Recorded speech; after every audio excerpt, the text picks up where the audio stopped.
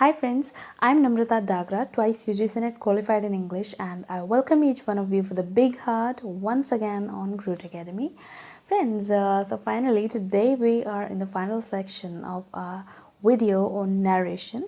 So first of all, I'd like to congratulate all of you that you are going to expertise one of the most important topics of English grammar, that is of course narration. That's what the video is all about, and I'm sure it will help you improve your score in each and every examinations, whether we talk of competitive exams or the academic ones.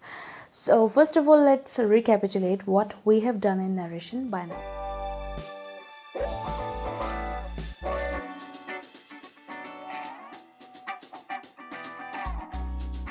As you know very well guys, narration means a way of telling something, and there are two ways of telling something, direct and indirect.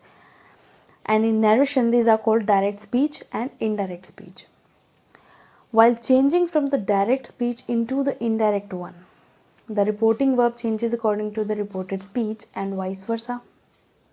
And as we have discussed earlier, अगर reporting verb present या future tense में है तो reported speech में सिर्फ और सिर्फ pronouns को बदला जाता है, persons को बदला जाता है, ठीक है।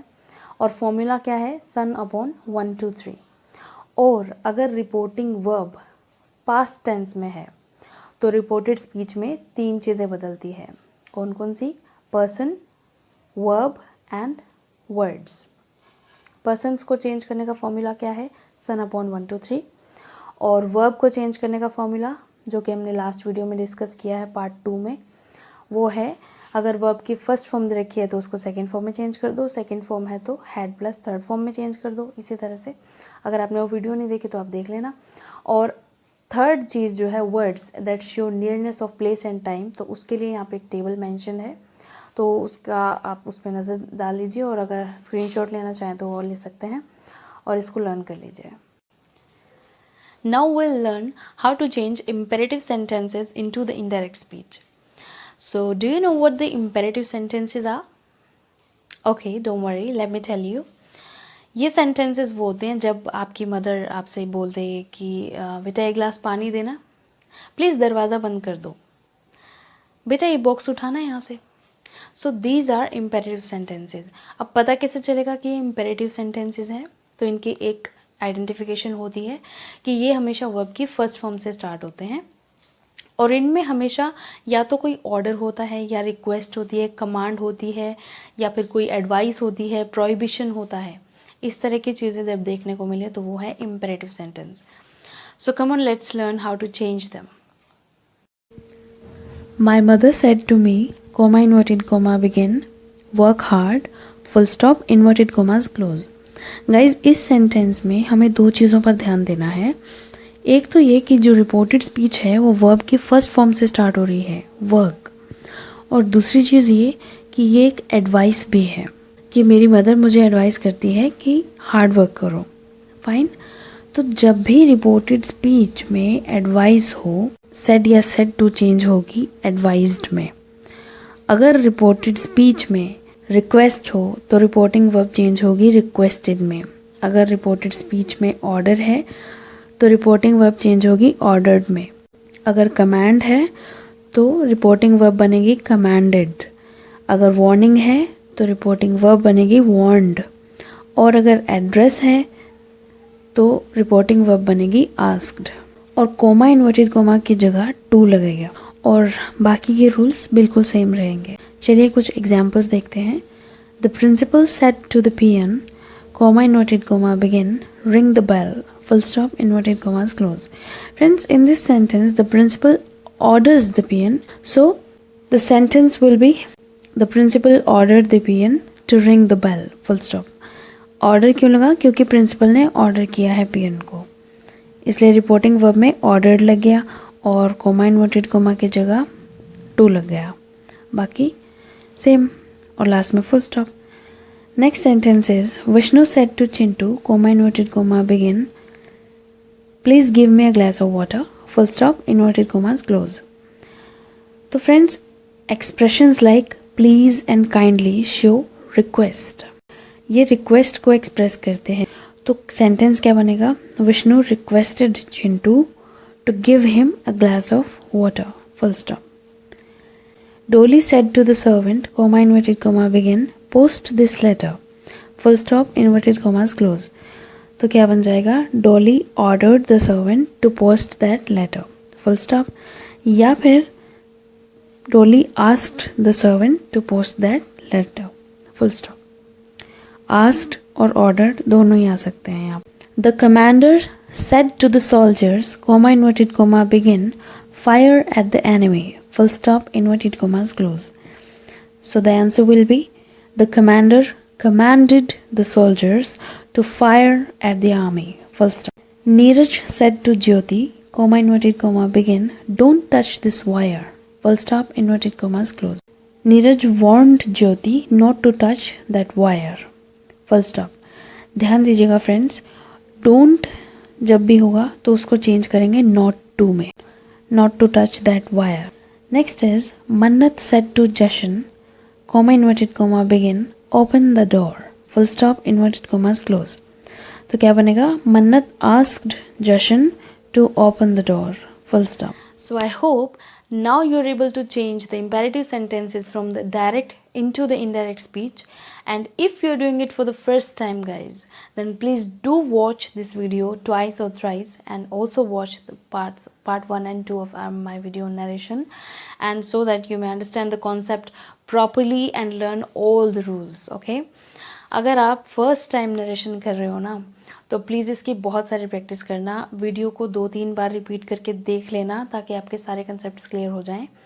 और एक्सरसाइज प्रैक्टिस के लिए और एक्सरसाइज की पीडीएफ लेने के लिए आप मेरे टेलीग्राम चैनल ग्रूट एकेडमी पर विजिट कीजिए, ताकि आप बहुत अच्छे से प्रैक्टिस कर सकें और नरेशन में कभी भी आपको हताश ना होना पड़े। So now we are in the second session of today's video narration, and in this session I am gonna tell you how to change exclamatory sentences into the indirect speech. So as usual my first question is, do you know what the exclamatory sentences are? Okay, no problem, let me tell you. जिन sentences में हम sudden feelings को express करते हैं उन्हें कहते हैं exclamatory sentences. For example, sudden feeling of Joy means happiness, सोरो मीन्स सैडनेस, या फिर sudden feeling of surprise, contempt, disgust, ये सारी चीज़ें इन्हें कहते हैं एक्सक्लेमेटरी सेंटेंसेस। और इनके लास्ट में फुल स्टॉप नहीं लगता, साइन ऑफ एक्सक्लेमेशन लगता है। For example, the teacher said to the students, "Bravo, you have done well." तो फ्रेंड्स, सबसे पहले हम रिपोर्टिंग वर्ब को चेंज करेंगे। तो उसके लिए हमें ध्यान रखना है कि जब भी रिपोर्टेड स्पीच में वर्ड हो हुर्रा, तो रिपोर्टिंग वर्ब चेंज होगी एक्सक्लेम्ड विद जॉय में। अगर होगा अलास, तो रिपोर्टिंग वर्ब चेंज होगी एक्सक्लेम्ड विद सोरो में। अगर कोई सरप्राइज वाली फीलिंग है तो हमारा जो रिपोर्टिंग वर्ब है वो चेंज होगी एक्सक्लेम्ड विद सरप्राइज में। अगर पुह पुह है तो रिपोर्टिंग वर्ब चेंज होगी एक्सक्लेम्ड विद डिसगस्ट में या फिर एक्सक्लेम्ड विद कंटेम्प्ट में। ब्रावो है तो रिपोर्टिंग वर्ब में लगेगा अपलॉडेड बाय सेइंग। और अगर हमें कुछ भी समझ में नहीं आ रहा कि किस तरह की फीलिंग है, सिंपल साइन ऑफ एक्सक्लेमेशन दिया हुआ है और कुछ समझ में नहीं आ रहा कैसी फीलिंग है, तो हम लोग क्या लगाएंगे?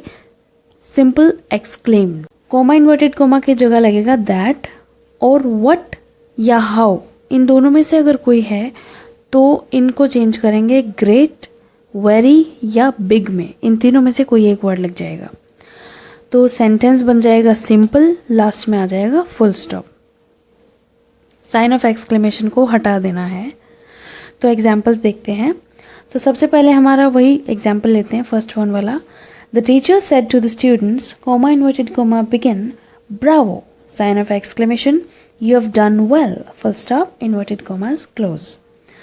तो आंसर होगा the teacher applauded the students by saying that they had done well, full stop. और कुछ एग्जाम्पल्स देखते हैं।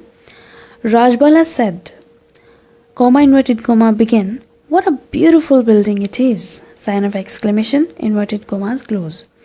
तो आंसर होगा Rajbala exclaimed with surprise that it was a very beautiful building. Full stop. What था ना, इसलिए इसको हमने चेंज कर दिया very में, very beautiful building.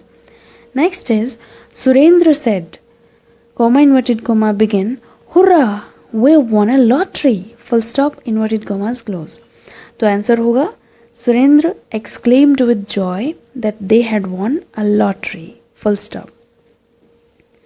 Dinesh said, comma inverted comma begin, alas, sign of exclamation, my father is no more. Full stop, inverted commas close. तो answer क्या होगा?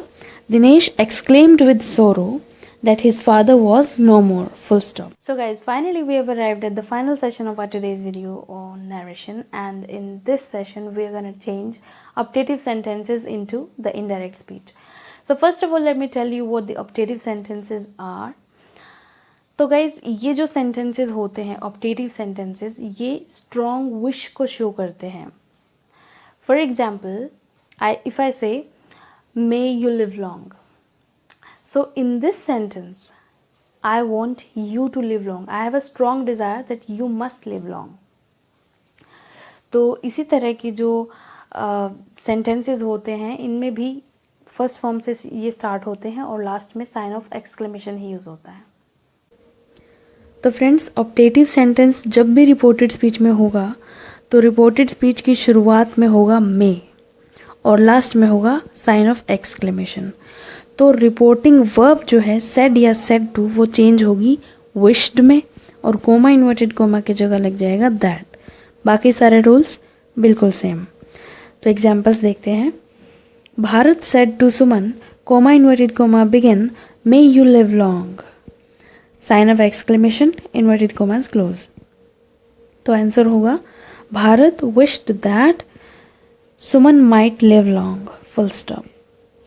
Next is Sudha said to Ashok, comma inverted comma begin, may God bless you, sign of exclamation, inverted commas close. So the answer will be Sudha wished that God might bless Ashok, full stop. The teacher said, comma inverted comma begin, may you top the list, full stop, inverted commas close. So the answer will be the teacher wished that I might top the list, full stop. Next is my sister said, comma inverted comma begin, let's go to the park, full stop, inverted commas close.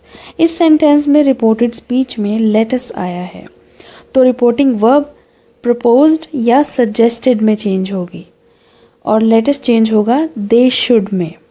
तो क्या बनेगा? My sister suggested that they should go to the park, full stop. Ritu said to Yuvraj, comma inverted comma begin, let's go to the market now, full stop, inverted commas close. So answer क्या बनेगा? ऋतु proposed Yuvraj that they should go to the market then, full stop. Guys, narration part 2 में मैंने आपसे एक question पूछा था second person family you your you के बारे में कि अगर रिपोर्टेड स्पीच में यू आता है तो कैसे पता चलेगा कि हेड ऑफ द फैमिली है या फिर बेटा है, दोनों ही यू हैं. तो इसका आंसर ये है कि जब भी हमने पर्सन्स किए थे नरेशन पार्ट 1 वाली वीडियो में, जब हमने पर्सन्स किए थे तो उसमें मैंने आपको ये बताया था कि ये head of the family, wife और बेटा, ये चीज़ मैंने आपको समझाने के लिए, आपकी कन्वीनियंस के लिए, ताकि आपको अच्छे से याद हो जाए, इसलिए मैंने आपको वहाँ बोली थी. लेकिन असली नाम इन लोगों के क्या है? फर्स्ट कॉलम अगर आपको याद हो तो हमने बात की थी कि ये सब्जेक्टिव या नॉमिनेटिव केस होता है. मिडिल वाला कॉलम जो था वो था पजेसिव केस और जो थर्ड कॉलम था वो होता है ऑब्जेक्टिव या अक्यूजेटिव केस. तो फ्रेंड्स, रिपोर्टेड स्पीच में जब यू आता है तो सब्जेक्ट के जगह पर अगर यू आया है यानी कि वर्ब से पहले यू आया है तो it means that is subjective case, head of the family. और अगर वर्ब के बाद में यू आया है रिपोर्टेड स्पीच में, ऑब्जेक्ट की जगह पर आया तो दैट इज़ ऑब्जेक्टिव या अक्यूजेटिव केस है. सो यही था रिडल जिसे आज सॉल्व कर दिया गया है. तो इसी वीडियो के साथ हमारा नरेशन का टॉपिक यहीं पर कंप्लीट होता है. मैंने तो आपको चेक दे दिया है, अब कैश आपको करवाना है.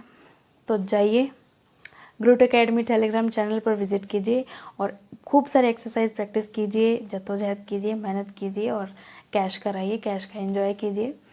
तो फ्रेंड्स, अब अगर आपको वीडियो पसंद आई हो तो प्लीज़ लाइक ज़रूर करना, सब्सक्राइब करना चैनल को, शेयर करना, ज़्यादा से ज़्यादा लाइक करना।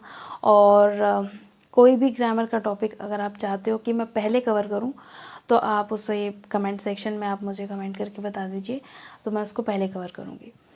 तो चलिए मिलते हैं अपनी नेक्स्ट वीडियो में एक और इंटरेस्टिंग टॉपिक के साथ। तब तक के लिए गुड बाय, टेक केयर।